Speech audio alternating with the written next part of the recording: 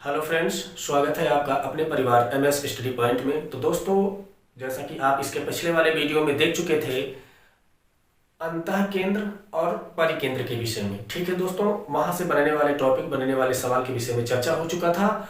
आज हम लोग जो पहुंचे हैं वह पहुंचे हैं लंब केंद्र पर। आखिर ये लंब केंद्र होता क्या है और इससे बनने वाले सवाल किस प्रकार के होते हैं। ठीक है दोस्त, चलिए सबसे पहले चर्चा करते हैं लंब केंद्र के विषय में। हम इनकी पहचान करते हैं कि लंब केंद्र कहते किसे हैं। तो लंब केंद्र का मतलब होता है किसी त्रिभुज के शीर्षों से खींचे गए जो लंब होते हैं उन्हीं के कटान बिंदु को लंब केंद्र कहते हैं। ठीक, क्या कहा? जैसे कोई आपका त्रिभुज है, ठीक है दोस्त, कोई एक त्रिभुज है। हमने कहा कि त्रिभुज, ये त्रिभुज है आपका, इसका नामकरण कर देते हैं ए बी सी। हमने बोला किसी भी त्रिभुज के शीर्ष से खींचे गए लंब, लंब का मतलब होता है जिस शीर्ष से खींचा जाएगा उसके सामने वाली भुजा पर लंब होना चाहिए। कहने का मतलब यहाँ 90 का कोण बनना चाहिए। ठीक है, किसी भी त्रिभुज से खींचे गए जो शीर्षों के लंब होंगे, जो शीर्षों के लंब होंगे, किसी भी त्रिभुज से खींचे गए शीर्षों के जो लंब होंगे उन्हीं के कटान बिंदु को लंब केंद्र कहते हैं। इन्हीं के कटान बिंदु को क्या कहते हैं? लंब केंद्र कहते हैं। ठीक है दोस्त, चलिए इतनी बात तो हमें समझ में आ गई। किसी भी त्रिभुज के शीर्षों से खींचे गए जो लंब होंगे उन्हीं के कटान बिंदु को लंब केंद्र कहते हैं। अब यहां से सबसे पहली बात तो ये होती है, यहां से जो बनने वाले प्रश्न होते हैं, शुरुआती प्रश्न तो आपका यहीं से बन सकता है कि लंब केंद्र की स्थिति से, क्या लंब केंद्र की स्थिति, लंब केंद्र की स्थिति का मतलब आप कह सकते हैं कि किस त्रिभुज में कहां पर लंब केंद्र स्थित होता है। जैसे अगर हम पूछे कि समबाहु त्रिभुज में, समबाहु त्रिभुज में लंब केंद्र की स्थिति जो होगी वह त्रिभुज के अंदर ही होगा। कहां? त्रिभुज के अंदर। ठीक, अगर आपसे पूछ लिया जाए कि समबाहु त्रिभुज में लंब केंद्र कहां स्थित होगा, तो समबाहु त्रिभुज में जो आपका लंब केंद्र होगा वह त्रिभुज के अंदर ही स्थित होगा। जैसा कि आप इसे देख सकते हैं, इसे आप मान सकते हैं कि यह एक प्रकार का समबाहु त्रिभुज है। वैसे भी इनकी भुजाएं समान दिख रही हैं, तो इसका लंब केंद्र कहां स्थित हुआ? त्रिभुज के अंदर।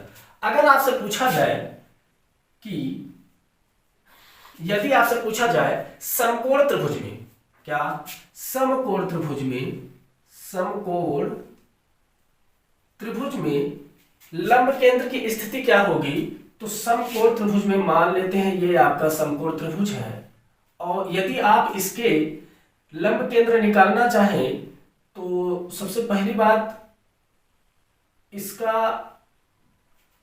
ये जो लंब होगा यहां पर होगा, और इसका लंब यहां पर होगा, और इसका लंब यहां पर होगा।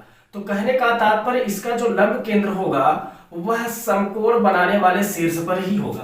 क्या? समकोण बनाने वाले शीर्ष पर ही स्थित होगा। समकोण बनाने वाले शीर्ष पर। ठीक, यदि आपसे पूछ लिया जाए कि समकोण त्रिभुज में लंब केंद्र कहां स्थित होगा, तो समकोण त्रिभुज में लंब केंद्र जो होगा वह समकोण बनाने वाले शीर्ष पर ही स्थित होगा। अच्छा, यदि आपसे पूछ लिया जाए तीसरी बात कि विषमबाहु त्रिभुज में लंब केंद्र कहां स्थित होगा, विषमबाहु या आप कह सकते हैं अधिक कोण त्रिभुज। चलिए अधिक कोण त्रिभुज,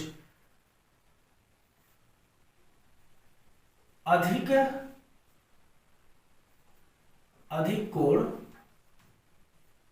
त्रिभुज का लंब केंद्र कहां स्थित होगा?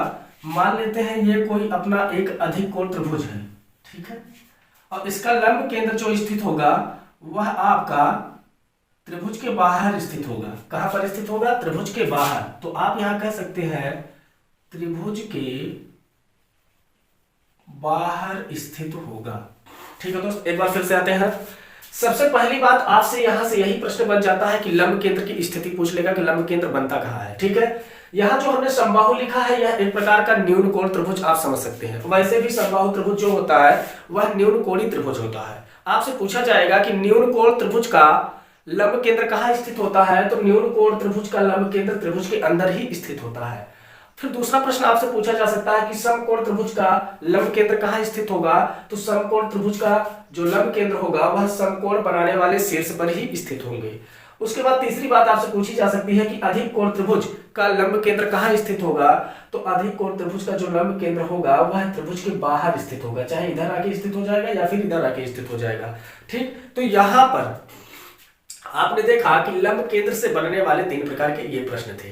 ठीक है दोस्तों, आई होप आपको समझ में आया होगा। चलिए दोस्त, आज आपने देखा हमने लंब केंद्र के विषय में जाना और इससे जुड़ी कुछ बातें भी जान ली। अब जो सबसे मुख्य पॉइंट है वह यह है कि लंब केंद्र पर बनने वाले कोण के विषय में चर्चा होगी कि लंब केंद्र पर जो बना कोण होता है उसे हम कैसे ज्ञात करते हैं, और यहीं से प्रश्न आपके प्रतियोगी परीक्षाओं में पूछे जा सकते हैं। ठीक है दोस्त, और यहां से भी पूछे जा सकते हैं, ऐसी बात नहीं है, इसलिए इस पॉइंट का जिक्र किया गया। लेकिन जो सबसे मेन पॉइंट है वह लंब केंद्र पर बनने वाले कोण के विषय में। तो इस टॉपिक को हम अगले वीडियो में लेकर उपस्थित होंगे। तब तक के लिए आप लोगों को बहुत बहुत धन्यवाद। और हाँ, यदि आप हमारे चैनल पर नए हैं तो चैनल को लाइक, सब्सक्राइब और शेयर करना बिल्कुल न भूलिएगा। इन्हीं बातों के साथ धन्यवाद।